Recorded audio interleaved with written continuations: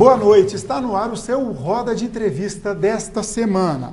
A partir do próximo dia 21, acontece em todo o Brasil a Semana Nacional de Justiça pela Paz em Casa, que é promovida pelo Conselho Nacional de Justiça com auxílio com a parceria com todos os tribunais de justiça. Para falar da campanha em Goiás e sobre temas pertinentes à violência de gênero, violência contra a mulher, Lei Maria da Penha, feminicídio e outros temas pertinentes, nós convidamos e recebemos aqui com muita honra a juíza de direito Cirlei Martins da Costa. Ela que é juíza auxiliar da Corregedoria e é também atualmente licenciada da Primeira Vara de Família. Juíza, muito boa noite, agradeço a sua participação para tratar um tema tão delicado e tão importante para a nossa sociedade. Boa noite. Boa noite. E para ajudar a gente aqui nessa conversa, nós temos dois jornalistas que têm o pé no direito também. O Liorcino Mendes, que é jornalista e advogado, com vasta experiência no jornalismo. Liorcino, muito boa noite e muito obrigado por ter vindo aqui com a gente. Boa noite. A Janete Ferreira, que é jornalista, radialista, estudante de direito e trabalha na assessoria de imprensa na área jurídica. Janete, boa noite, aceito o convite. Eu é que agradeço. Doutora Cirlei, o que é essa campanha, vamos lá, Semana Nacional de Justiça pela Paz em Casa, que vai ter começa agora no próximo dia 21 desse mês. O que é essa campanha no sentido mais amplo? A campanha, além de promover um trabalho, um empenho maior para o julgamento, para a análise de todos os processos que envolvem os crimes relacionados a Maria da Penha e feminicídio, ela visa também estabelecer um debate com a sociedade, promover um maior conhecimento das pessoas acerca do grande número de violência contra as mulheres e tentar com isso estabelecer uma quebra de preconceitos, dar oportunidade para que as mulheres falem, exponham a sua situação, enfim, é para trazer o debate a público mesmo. Mas essa campanha fica somente durante esses dias ou é um trabalho que vem ao longo de todo o ano, do tempo, para não ficar resumido a um período? Essa é a 8ª edição, ela foi determinada, essa Semana Nacional foi determinada pelo CNJ, é o 8º ano que acontece, só que esse ano nós estamos fazendo numa dimensão maior. A coordenadora do programa é a desembargadora Sandra Regina Teodoro Reis, ela não pôde vir hoje, e a partir da iniciativa dela, nós vamos fazer não apenas essa força-tarefa, que antes a gente chamava de mutirão, né, com os processos, mas também outros eventos, debates, rodas de conversa, uma caminhada, vamos encerrar no dia 26 com uma caminhada no Parque Flamboyant. Então, o que houve esse ano foi uma extensão da programação. E por que na casa, juíza? Por que a campanha é voltada para paz na casa e não paz na rua, paz no trabalho? É porque a violência é doméstica mesmo, né? É dentro de casa que acontece o maior número de violência contra a mulher. E quem comete o crime? Qual classe social? Todas as classes sociais. Não se pode dizer que ela acontece em maior número numa determinada classe por questão cultural ou outra explicação. A explicação acontece mais entre mulheres carentes, porque a pessoa carente de recursos, ela fica realmente mais exposta, mais vulnerável. Mas a violência contra as mulheres está presente em todas as classes. Mas é possível traçar um perfil do agressor ou também não? É uma coisa geral em todas as classes? Em todas as classes. Eu diria, assim, pela experiência prática, que acontece mais entre homens quando estão alcoolizados. Há um grande índice de homens que praticam violência alcoolizada ou sob o efeito de outras drogas. Independente da classe social? Independente da classe social. Mas, doutora, quando a senhora ouve um agressor, o que ele diz para justificar a violência contra a mulher? Eu pergunto isso porque hoje a gente está em 2017, a gente vive avanços no direito de família, mas ao mesmo tempo ainda convive com a violência que é algo do início do século. Então, quando o agressor justifica, o que ele fala? Muitas vezes o homem acredita que ele está exercendo um direito, aquela ideia de posse mesmo, né? De enxergar a mulher como um objeto, como algo que ele domina, e porque ele domina, a mulher tem que se submeter. Então, muitas vezes, ele acredita que a mulher não se submetendo gera para ele o direito de exercer essa violência. Por que a mulher negra, ela aparece mais nos dados da violência do que a mulher branca? Ela aparece como sendo quase que o dobro, né, isso. da mulher branca. Realmente a estatística mostra isso. Eu acredito que a gente volta àquela questão inicial da vulnerabilidade.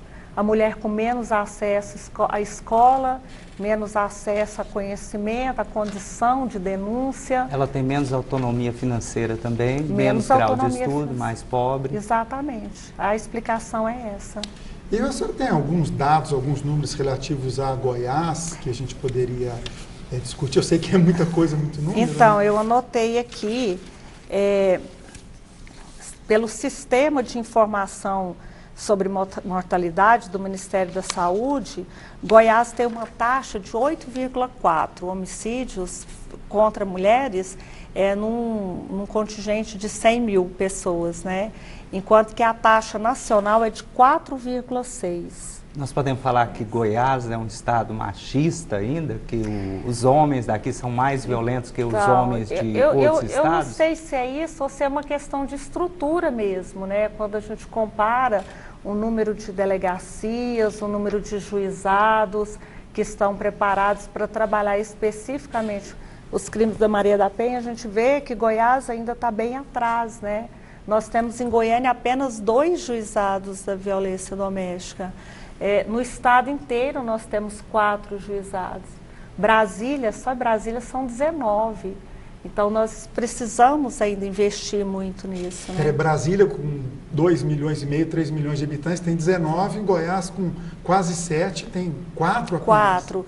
2 em Goiânia, 1 em Rio Verde e outro em Jataí. Isso sobrecarrega o judiciário ou não? Ele está sendo redistribuído? Ele é distribuído entre os juízes de outras varas, né? Normalmente não são especializados. Não são especializados, isso. Tá. Então nós temos que caminhar na prevenção. Agora Goiás começa a investir na justiça restaurativa, que é um aprofundamento da questão, não apenas aplica a pena, mas leva esse agressor para uma discussão mais aprofundada, para um reconhecimento da responsabilização dele, ele se reconhecer como tendo feito algo errado. Não é que isso vai isentá-lo da pena, mas ele vai cumprir a pena com uma maior compreensão, vai sair dessa situação de que fez algo porque estava certo. Mas na contramão da história, o legislativo municipal, ao proibir a discussão de gênero na escola com as crianças, não está criando um ciclo de eu vou criar uma nova geração que vai praticar violência e nós vamos ter que ter justiça restaurativa para corrigir este homem, que poderia ter sido corrigido lá na infância, dentro da escola, eu vou ter que corrigi-lo depois, via judiciário, mais na frente, depois que ele cometeu um crime. E só complementando a pergunta do Leurcino, onde começa o trabalho de prevenção contra a violência doméstica? Eu acredito que começa na criação do filho. Essa distinção que nós fazemos regularmente, homem pode, mulher não pode.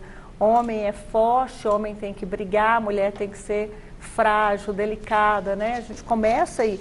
O problema, me parece, que quando se tem todo esse mito em torno da discussão de gênero, é que as pessoas veem a discussão de gênero como caminhando para a questão do homossexual, do transexual, e não enxerga que quando se fala em discussão de gênero, também nós estamos falando de homem e mulher, de uma formação do ser humano que consiga enxergar as pessoas a partir das suas individualidades, das suas diferenças, sem estabelecer preconceitos, sem estabelecer tratamentos desiguais.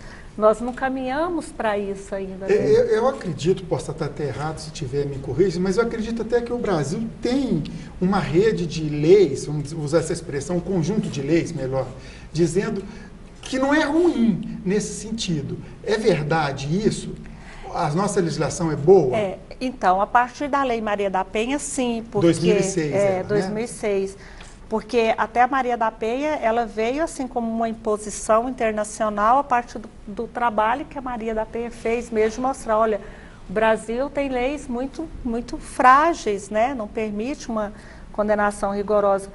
Depois disso também veio a tipificação do feminicídio como um aumento de pena, quando a vítima for mulher.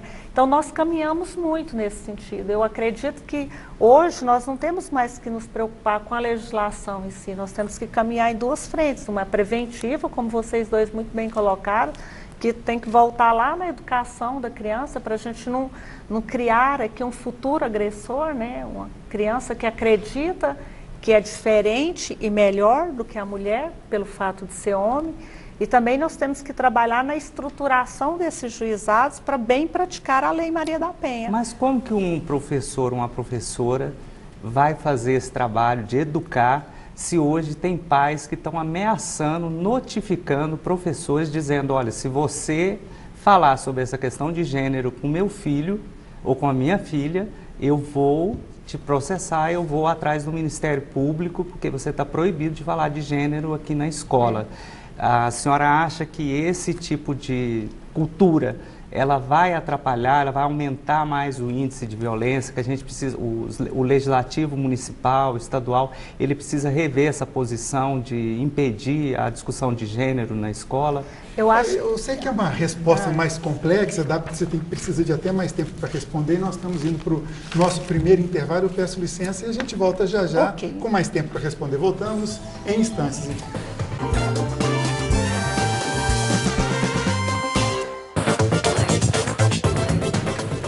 O Roda de Entrevista desta semana debate a violência doméstica, a violência em casa, a violência contra a mulher, em consequência da Semana Nacional de Justiça pela Paz em Casa, que é promovida pelo CNJ, o Conselho Nacional de Justiça. Aqui em Goiás, uma das juízas responsáveis pela ativação, pelo desenvolvimento da campanha é a juíza de direito Cirlei Martins da Costa. No bloco anterior, o Liorcino Mendes fez uma pergunta para ela, sintetiza a pergunta para o nosso telespectador que nos acompanha a partir de agora, para a doutora responder. A senhora acha que a proibição da discussão de gênero na escola, ela vai atrapalhar essa luta que vocês vêm fazendo para reduzir a violência contra a mulher? Eu acho que toda proibição de discussão é um atraso, acho que a história nos mostra isso, né? Negar que a violência doméstica, a violência de gênero existe, não discuti-la, não tratar dela com crianças, com alunos, eu acho que não colabora em nada, pelo contrário, vai representar um atraso. Acredito que quando se fala em discussão de gênero, há um preconceito muito grande, porque os pais se alarmam como se nós estivéssemos a falar da questão homossexual, homoafetiva, transexual, e são temas que são ainda vistos com muito preconceito, né? Então eu acredito que talvez assim fosse necessário fazer mais esclarecimento mesmo, por meio da imprensa, fizesse as pessoas entenderem que, discutindo ou não, o problema existe e que uma hora a pessoa ser violentada, ser agredida, pode ser a filha de uma pessoa dessa que impede a discussão, né? Como preparar nossas crianças? Eu acredito que a criança ela tem que entender que esse preconceito existe, a menina tem que entender desde cedo que isso existe, para que ela se prepare para enfrentar isso. Um dia, qualquer mulher pode, uma hora ou outra, encontrar um namorado agressor, um marido ser agressor. Então, nós temos que preparar nossas crianças, nossas meninas, para um dia lidar com essa situação. Como que a justiça trabalha esse assunto? Como que a justiça tenta minimizar esses problemas, já que, infelizmente, ela já recebe, já o caso, praticamente, já houve a violência? Nos locais onde os juizados estão instalados, nós hoje temos equipes interprofissionais que trabalham com as vítimas, tenta fortalecer a mulher. Porque normalmente a mulher, quando chega com a notícia ao judiciário, ela já vem sofrendo a violência há muito tempo. Então normalmente ela está muito fragilizada emocionalmente, sem condições de enfrentamento. Então, através dos trabalhos feitos pelas equipes, psicólogas, centros sociais, essa mulher ela é convencida de que ela é capaz, de que ela não tem que se submeter a essa situação. Então, a principal maneira de enfrentar é essa. Agora, falta estrutura sim, porque muitas vezes é necessário afastar essa mulher do lar, porque ela voltando para casa, ela vai ter ali na sua presença, ainda que tenha tirado o homem do local, o risco dele voltar. Nós precisaríamos ter casas de acolhidas, né? Nós só temos o Cevan aqui, como você falou antes. Todos nós sabemos que ele não tem estrutura para acolher todas as mulheres. Então, a gente tem que avançar nessa estrutura de acolhimento. Quer dizer que o Estado, no sentido macro, né, bem amplo mesmo, o Estado brasileiro, incluindo todos os poderes e todas as esferas aí, o Estado brasileiro está falhando nesse aspecto. Está falhando, como está falhando em tantos outros setores públicos, educação, judiciário, segurança pública. Nós não temos a estrutura adequada. Nós estamos longe de aplicar a Lei Maria da Penha com a rapidez que se exige. O judiciário atualmente busca a digitalização dos processos para ver se a gente consegue fazer a aplicação da medida protetiva com mais rapidez, porque nós temos consciência que nós ainda não damos essa medida protetiva no tempo ideal. Essa mulher deveria sair da delegacia e contar com a medida protetiva quase que de imediato. A delegacia deveria encaminhar para o fórum e o juiz deveria apreciar isso em poucas horas. Infelizmente, não é assim que acontece ainda. Tá, mas eu vou até complementar a pergunta do Enzo, pedir para a senhora traçar um paralelo entre o direito penal e o direito de família, porque hoje a gente sabe que o direito penal, ele não funciona todo o sistema. A pessoa comete um crime, é condenada, vai para a cadeia, não é ressocializada, coisa nenhuma, e lá ela tem que sobreviver. No caso do direito de família, como que acontece esse cuidado com a vítima e como que é o tratamento com o agressor? Ele tem um acompanhamento? Quem acompanha? Onde é feito isso? Esse acompanhamento com o agressor, ele é feito no âmbito do juizado da violência doméstica, não é no âmbito da família. Muitas vezes o mesmo fato gera dois processos, um que vai para a violência doméstica e outro que vai para a vara da família, que desencadeia num divórcio ou no fim de uma união estável, guarda de filhos, né? Então, na vara de família, a gente tem condição de dar cursos para essa mulher, de encaminhá-la para um programa que é bastante eficaz, que chama Justiça Educativa de Família, que é feito pela PUC. Agora, na violência doméstica, o encaminhamento é diferente. Lá, sim, eles trabalham o homem também, mas sem tirar a responsabilidade penal dele. Né? Por mais que ele se arrependa, por mais que ele tenha consciência da responsabilidade dele, no âmbito penal ele vai ter que responder. Mas então, essa falta de autonomia das mulheres, ou seja, eu dependo do marido. Então, mesmo que ele me bata, mesmo que ele ameace me matar, mesmo que ele faça o cárcere privado, que a gente sabe que existe, ele castiga a mulher diariamente, proíba ela, né, porque existe várias violências, né, da psicológica até a violência de proibir ela de usar o dinheiro dela, de ter contato com familiares. Essa falta de autonomia faz com que a mulher também tenha medo até de usar o 180 para denunciar, procurar uma delegacia. Isso é uma... como é que a gente resolveria isso? Por exemplo, a patrulha policial de ir na casa da mulher, bater na porta dela para perguntar se está tudo bem, isso ajuda bastante o judiciário? Às vezes a mulher, acontece muito isso, ela num ímpeto ela tem coragem, né, de denunciar, de pedir providência. Depois ela começa a refletir todas as dificuldades que vão advir daquela conduta dela, pela dependência financeira e muitas vezes pela dependência emocional também. A mulher, às vezes, ela é muito fragilizada no sentido de acreditar que ela depende daquele homem, ainda que o homem a maltrate. Né? Aí ela começa a refletir e começa a querer reverter essa situação. Então, é muito comum ainda a mulher não ter essa disposição de querer levar o processo até a frente. E é inegável, porque nós não temos estrutura, aparato estatal para permitir que essa mulher permaneça alguns meses, por exemplo, sem trabalhar, até conseguir um emprego, né?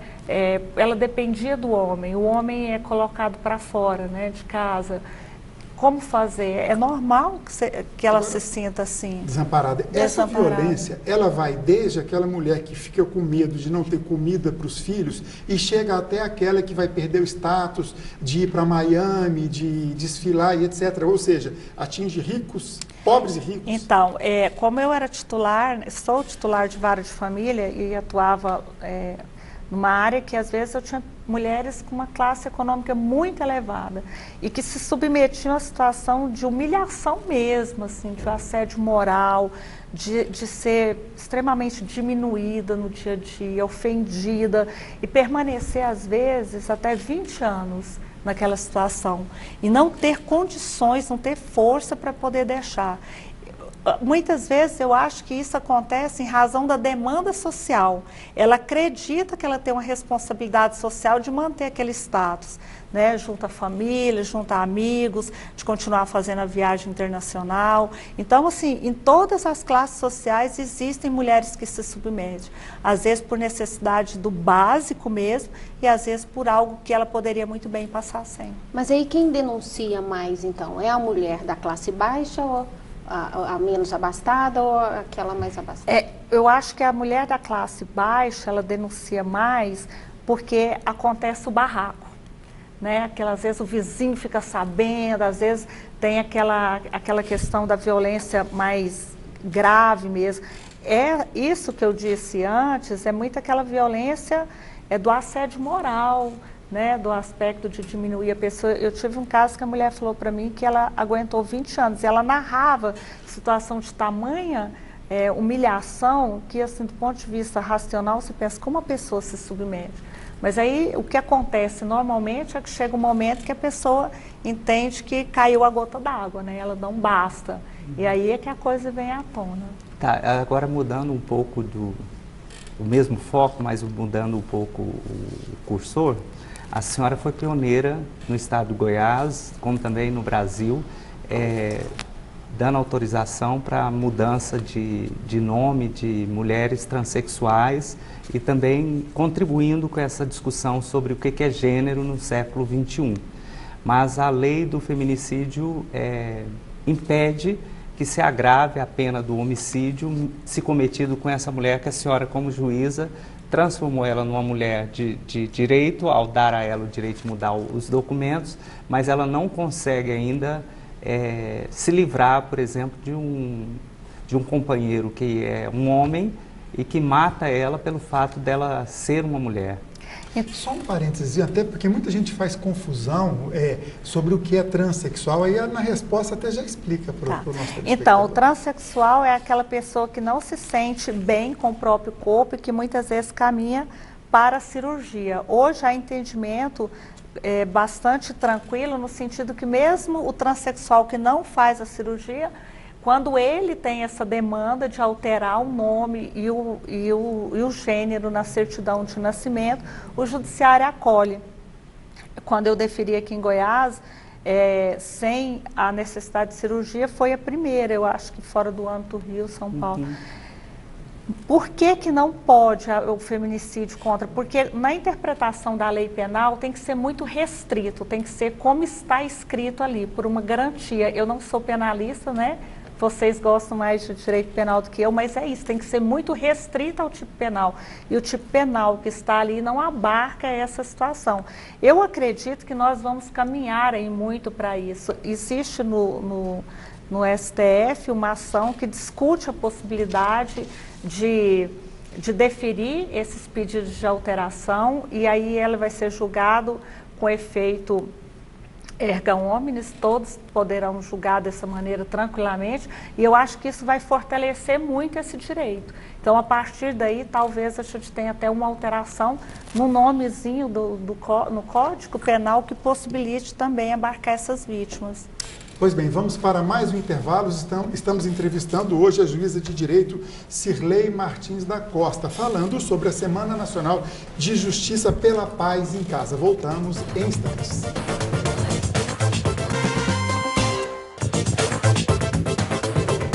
A nossa convidada especial de hoje é a juíza de direito Cirlei Martins da Costa. Ela que está falando sobre a Semana Nacional de Justiça pela Paz em Casa. Estamos conversando sobre violência doméstica, violência contra a mulher. A Janete Ferreira tem uma pergunta para a juíza. Janete, é você. Nessa semana, nessa 8ª edição dessa Semana Especial, tem alguma ação inédita agora que vai ser realizada? Nos demais anos, nas edições anteriores, o que se fazia basicamente era uma força-tarefa para julgar ou pelo menos andamentar o maior número possível de processos envolvendo violência doméstica. Esse ano, além de fazer isso, e se pretende trabalhar em 1.800 processos no estado todo durante essa semana, 300 deles só em Goiânia, ainda haverá várias outras atividades. A programação completa está no site do TJ, quem quiser verificar. É www.tj.jus.br. TJGO, né? tjgo.jus.br. Muitos desses acontecimentos aqui serão inclusive abertos ao público. Muitos envolvem mulheres vítimas, tem palestras, tem roda de conversa. Então, o que aconteceu esse ano foi uma pretensão de elevar o debate, de proporcionar que um número maior de pessoas tenham conhecimento de que acontece essa semana pela paz e falar a respeito disso mesmo. Pelo que eu estou percebendo do seu posicionamento, da sua fala, está tendo uma preocupação muito grande de vocês de não se transformar apenas em um mutirão processual, apenas de julgar, que é lógico que isso é importante, mas muito mais, ou em paralelo, talvez, de educar, de discutir, para entrar naquilo que o Leocino falou no outro momento, né? Educar para que no futuro não tenha que discutir isso novamente. É isso? Mutirão foi uma palavra que a gente até tentou evitar. É ultrapassada essa palavra, né? Porque dá a impressão assim, que é uma coisa muito focada no resultado imediato, né? E eu não tenho dúvida que julgar rapidamente esse processo é fundamental. Nós buscamos isso sim, mas nós estamos entendendo que não basta o julgamento, tem que ter um enfrentamento muito mais amplo que isso. Tem que ter educação, tem que ter conscientização, discussão. Então, eu acho que a grande inovação trazida pela desembargadora Sandra, como coordenadora disso aqui, foi exatamente estender isso para a sociedade de uma maneira geral. E a senhora acha que pelo fato de ter uma mulher no Supremo Tribunal Federal, no CNJ, a senhora aqui, a desembargadora, isso facilita mais essa campanha? Como mulher, como é que a senhora se sente? Por exemplo, nós poderíamos ter feito essa campanha já há 100 anos atrás, né? Já poderíamos ter começado, mas nós estamos começando agora, no momento exato em que as mulheres estão ocupando um destaque maior dentro do judiciário. A senhora se sente uma parte dessa história que está fazendo a mudança no país através do judiciário? Eu vi uma palestra recente da ministra Carmen Lúcia, assim, que eu percebi uma coisa que eu nunca tinha visto antes, né, em um magistrado que ocupa um alto cargo, uma preocupação imensa com as presas, as mulheres, né, as detentas. Ela pediu, por exemplo, para todos os tribunais trabalharem estatística que nos permitam saber exatamente quais são, por quais motivos foram condenadas, qual que é a história dela, se tem filho, qual a idade do filho, se tá na fase de aleitamento. Então, eu não tenho dúvida, assim, nesse aspecto, que a mulher tem essa visão mais ampla, talvez um pouco mais sensível, por enxergar mais de perto mesmo todo esse problema de gênero. Inclusive a visão da senhora, né, de que a justiça restaurativa, na concepção da senhora, da ministra, ela é muito mais eficiente do que a justiça punitiva. A senhora acredita nisso, de que é mais prático pegar o sujeito e colocar ele numa roda de conversa, reeducar ele, dizer para ele que ele é machista, que ele, ao terminar ele chorar e dizer: eu não vou ser mais assim, eu vou educar outros homens para não ser, do que colocá-lo dentro da CPP, deixar lá dentro uns 3 anos junto com outros machistas e sair e o ciclo nunca acabar. Essa mudança de mentalidade tem muito a ver com esse fato da senhora ser mulher, da ministra ser mulher. Eu não sei, assim, especificamente no meu caso, acho que a minha experiência na vara de família me deu assim, uma visão, né, do quanto a família ela pode estar adoentada e o quanto a família também pode ser recuperada do ponto de vista assim, das pessoas começarem a enxergar diferente. Porque o conflito, ele existe em qualquer lugar e ele existe principalmente no âmbito da família. Eu acho que até certo ponto é normal. As pessoas que estão mais próximas, é ali mesmo que o conflito vai surgir. Agora, nós temos que ser educados para que esse conflito venha de uma forma saudável que possa até contribuir para o crescimento de todos. Né? No âmbito da família, as diferenças vão aparecer, às vezes a resistência vai aparecer também, e é ali que as coisas têm que ser aprimoradas, melhoradas. Então, se nós não trabalharmos os integrantes da família para que busquem uma saída que seja racional, não violenta, eu acho que nós estamos no caminho errado. Punir simplesmente, sem melhorar o indivíduo, nós vamos continuar tendo famílias adoentadas. E só uma coisa, em Goiás, o número de tornozeleiras para os homens que tem que ficar afastado das mulheres e o botão de pânico ainda está engatinhando, né? As mulheres ainda parece que não querem pegar o botão de pânico para apertar se o cara chegar perto dela. E a tornozeleira parece que insiste em nunca chegar no pé do cara que tem que ficar afastado dela. Como é que isso está acontecendo aqui no estado de Goiás, principalmente no interior, com essa falta de tornozeleira, com a falta da consciência da mulher e às vezes até a falta do botão de pânico para entregar para ela? Isso não deveria estar entrando dentro dessa campanha também? Então, essa falta é a palavra, né? A palavra falta. Eu vi há poucos dias que há uma decisão, né, de uma juíza aqui determinando um prazo para que a secretaria compre, né? A falta ela é geral, assim, é a falta de vaga no sistema carcerário, a falta de vaga para a internação do adolescente, é o caos. Nós temos falta em todas as áreas do estado. Mas como é que fica? A mulher é agredida, o sujeito vai, a juíza manda que ele fique distante da mulher, ela fala assim, olha, ele está chegando, mas aí você não tem quem olha isso, se ele está afastando mesmo, você não tem uma tornozeleira, você não consegue medir, ela não tem como avisar que está sofrendo. Como é que fica essa relação? Então, assim, busca-se medida alternativa, né? Você conta com telefone de vizinho, acionar a polícia de uma forma mais rápida. Toda vez que eu concedi liberdade nessa situação de violência doméstica, eu sempre encaminhei o ofício para a polícia como uma alerta mesmo, né? Aquela situação pode necessitar com mais rapidez. É o ideal? Não, não é.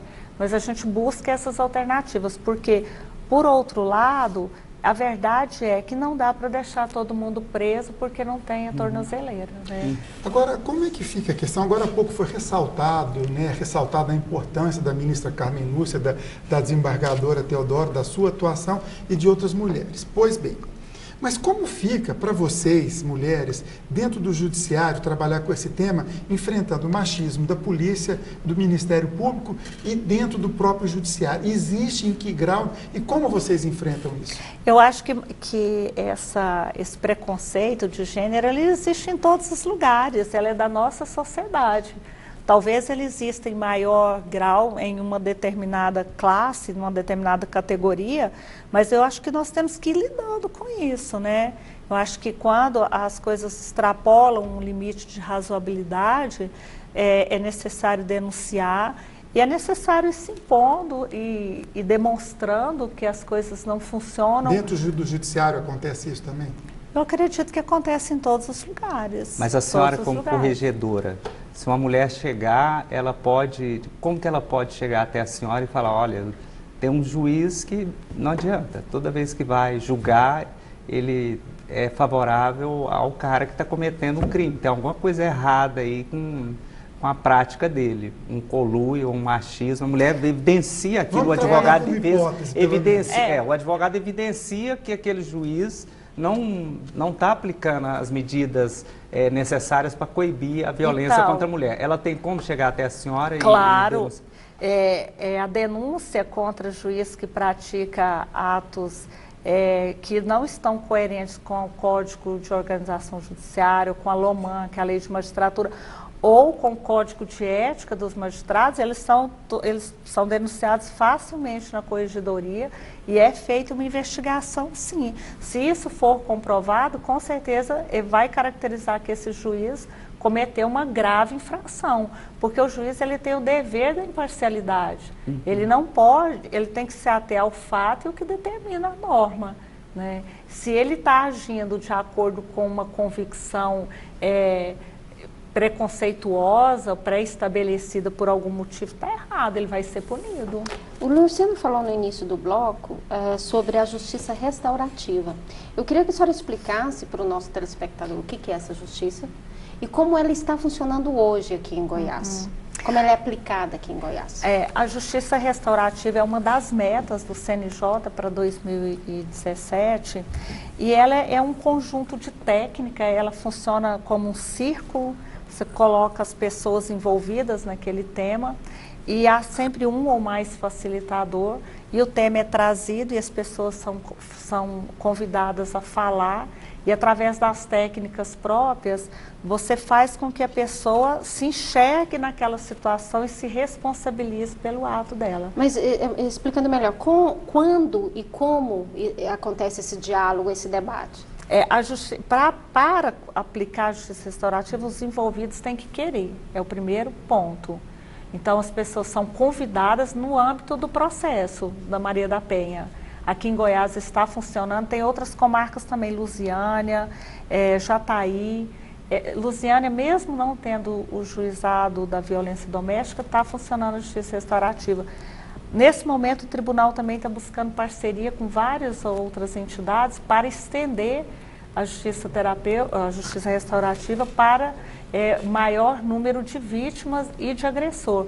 Mas ela funciona dessa maneira mesmo, assim, é difícil de visualizar, é um círculo, a gente chama círculo restaurativo, é onde as pessoas têm a possibilidade de falar e através da fala, algo que é meio próprio da psicologia, né? Através da fala a pessoa vai reconhecer. Esse homem tem mudado ou não? Com licença, o nosso tempo já passou, a gente vai para o último bloco, a conversa está tão interessante, e aí eu passo e você abre com a pergunta, voltamos em instantes então, tá?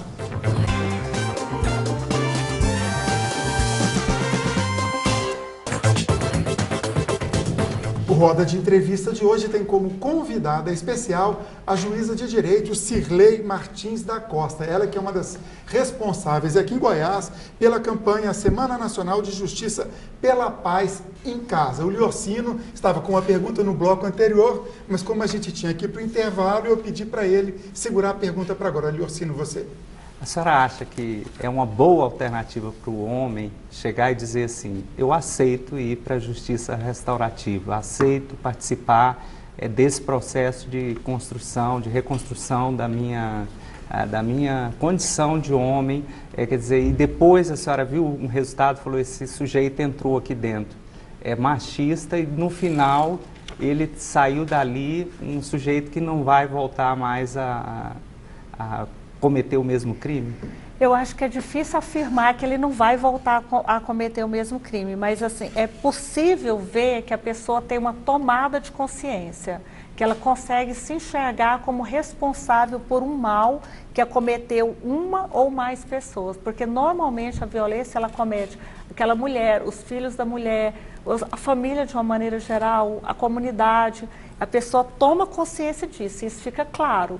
Agora, assim, dizer com certeza que ela não voltará a cometer o mesmo tipo de crime é difícil afirmar. Eu acredito que essa tomada de consciência, pelo menos, diminui essa probabilidade. Mas, na visão da senhora, é muito mais prático o sujeito ir para essa roda de conversa e de reconstrução do que ele ter que pagar um... Não, veja só. Porque ele poderia estar pagando a pena de outro jeito, veja se ele não só, aceitar. Não. Se ele não aceitar, como é que fica? O fato dele ir para a justiça restaurativa não o isenta da pena.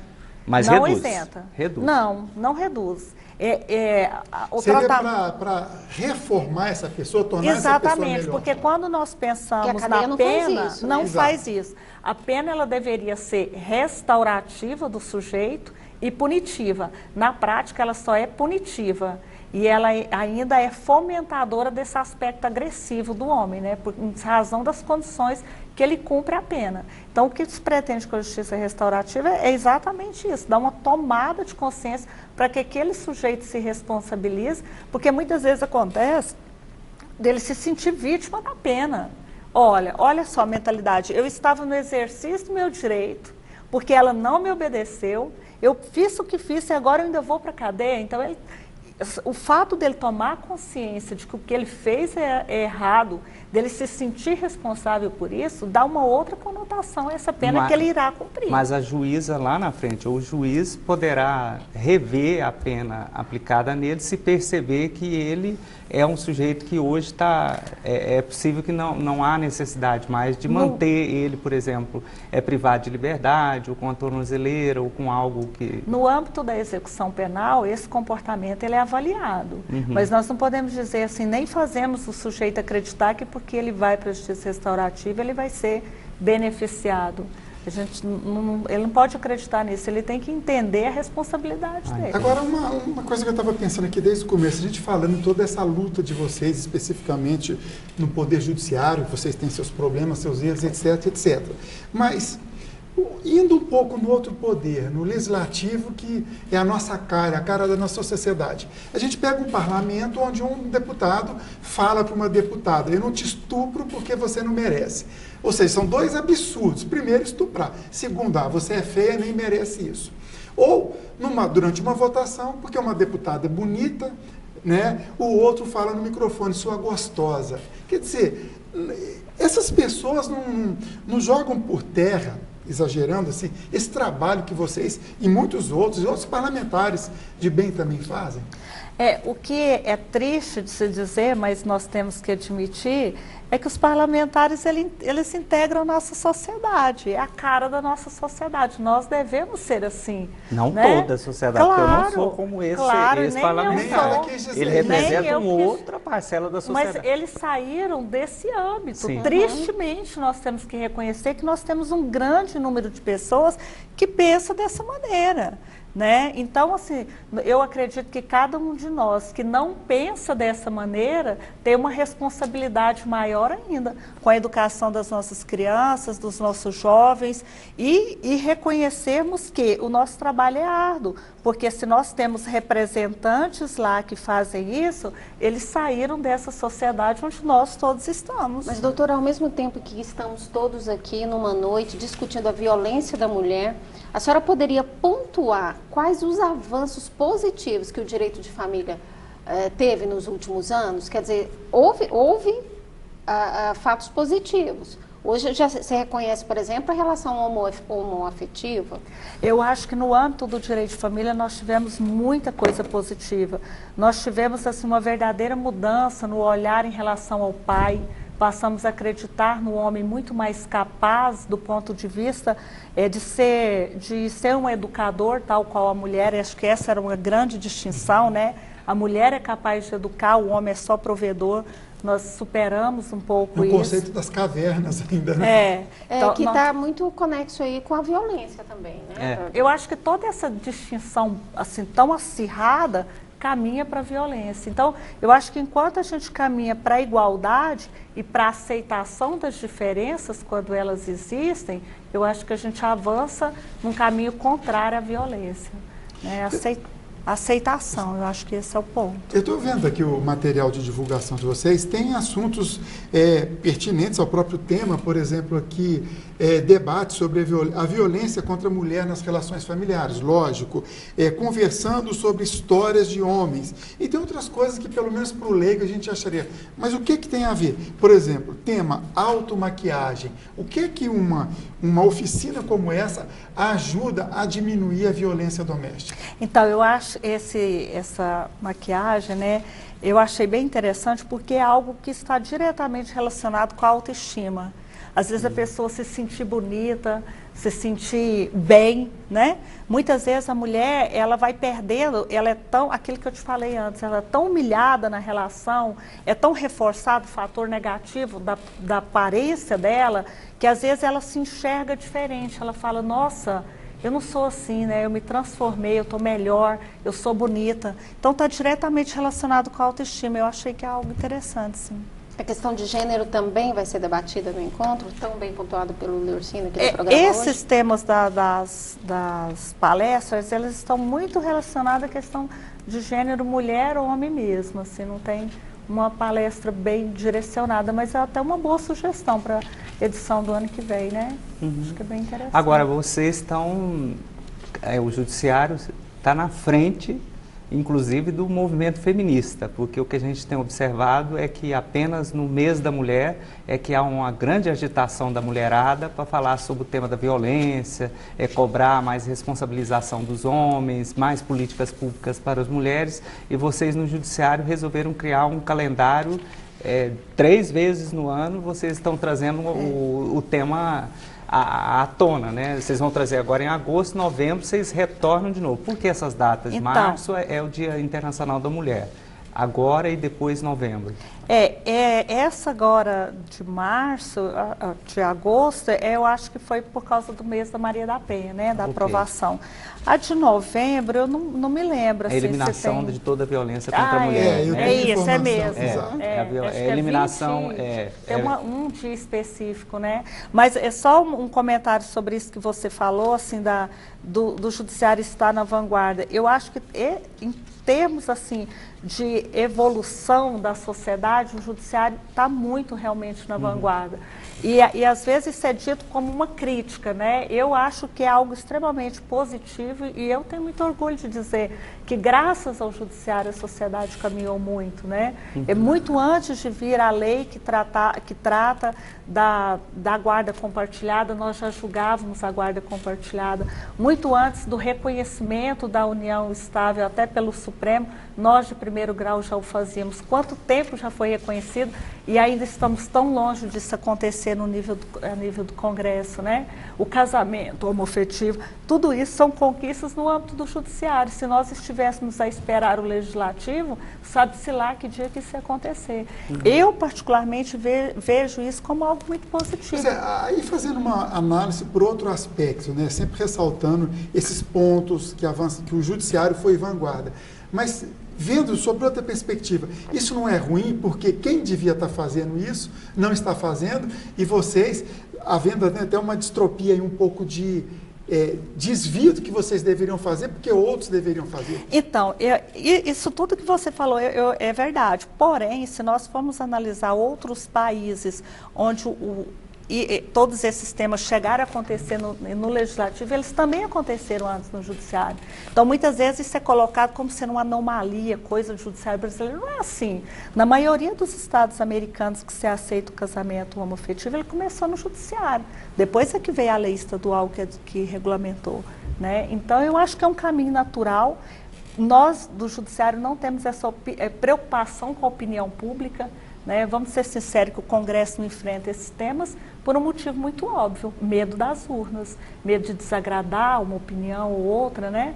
Nós não, a gente procura aplicar a legislação, a Constituição Federal, no sentido de que as pessoas são iguais perante a lei. Tá, mas não ter esse medo das ruas não pode gerar, em alguns casos, uma certa prepotência e distanciamento de um ou outro membro do judiciário? De um ou outro membro, eu acho que sim. Porém, eu acho que o judiciário nunca esteve tão aberto quanto nós estamos agora.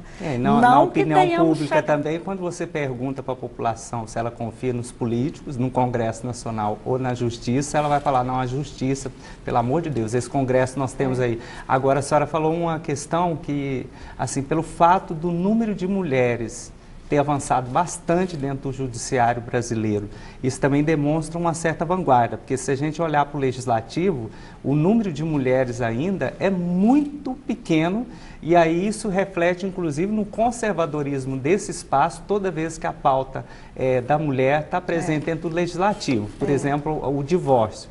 O divórcio nós tivemos que ficar 2 décadas, as mulheres pedindo o divórcio, porque os homens não queriam saber do divórcio, porque já tinham as amantes, as concubinas, e para eles o problema era a mulher se divorciar e casar com outro homem, não ele ter o direito de ter a posse da mulher e ainda ter mais outras mulheres por fora. Mas foram vocês, mulheres, que lutaram muito até sair a lei do divórcio. E agora, novamente, vocês, mulheres, dos 3 poderes pegaram. O judiciário, então, vai ficar na vanguarda da defesa das mulheres, porque a senhora estava dizendo aqui que o número de comarcas que tem apoio de estrutura para cuidar das mulheres em Goiás é um número menor do que o de Brasília, né? Apesar do que o Enzo colocou, que a nossa população é maior, mas lá tem mais estrutura para o judiciário trabalhar a questão da violência, não. A senhora acha que essa falta da mulher no legislativo e no executivo, isso faz com que o judiciário seja mais de vanguarda? Eu acho que essa falta de mulheres, ela está presente no judiciário também. Eu espero que nós aumentemos esse número, né, de mulheres em todos os poderes. E quando eu digo assim que nós mudamos muito a cara do judiciário, eu não acho que nós já tenhamos atingido o ideal. Nós temos que ser ainda mais abertos do que estamos hoje, nesse momento. Eu acho que o judiciário tem que cada vez mais ouvir a sociedade, abrir, assim, eu sempre trabalhei com minhas portas abertas, atendi todas as pessoas. Eu acho que é importante que o judiciário caminhe cada vez mais para isso, porque não dá para nós entendermos o que se passa no âmbito social se nós estivermos fechados em gabinetes, né? Então, eu acho que temos que ir para as ruas, entender mesmo a sociedade, entender que, gostemos ou não, as coisas caminham, né? E avançarmos. Eu acho que o judiciário vai continuar sendo vanguardista se comparado com o executivo e com o legislativo. Mas acredito que também dentro do judiciário nós temos muito para caminhar. E, na sua opinião, como a imprensa, no sentido geral, tem atuado nesse sentido? Ela tem mais contribuído ou, vamos usar uma expressão, pisa na bola, principalmente quando vai naquele viés sensacionalista de exploração de drama das pessoas e de fazer papel de polícia, de Ministério Público, de juiz e de carcereiro, às vezes. Não é o nosso caso aqui na TV Brasil Central. Eu acho que tem as duas coisas, né? Eu acho que a imprensa contribui sim, contribui muito, mas tem a imprensa que toma o caminho errado, que às vezes se aproveita de situação momentânea, que faz uma divulgação bastante parcial da realidade, que distorce a realidade, mas me parece que isso também é uma realidade de todos os outros países, né? Nós temos que naturalmente ir selecionando, porque eu acho que não tem nenhum país do mundo que a gente vai dizer, não, a imprensa é a ideal. Não, mesmo que ela não seja ideal, eu acho que ela contribui sim. Pois bem, o nosso tempo está acabando. Eu agradeço muito a participação do jornalista e advogado Liorcino Mendes. Foi muito bom ter você aqui, Liorcino. Muito boa noite e obrigado. Boa noite, obrigado. A Janete Ferreira, jornalista, radialista, acadêmica de direito, como gosta de dizer, em breve, né? Advogada, juíza. Tá, agradeço a sua participação. Doutora, nós temos um minutinho para encerrar, fazendo um convite para quem quiser participar, mulheres e homens. Sim, nós estamos com essa programação no site do Tribunal de Justiça. Podem entrar, conferir, ver o assunto pelo qual a pessoa vai ter o maior interesse para participar. Teremos a caminhada lá no Parque Flamboyant, dia 26. Estão todos convidados, homens e mulheres, porque nós precisamos juntos, homens e mulheres, construir uma sociedade melhor.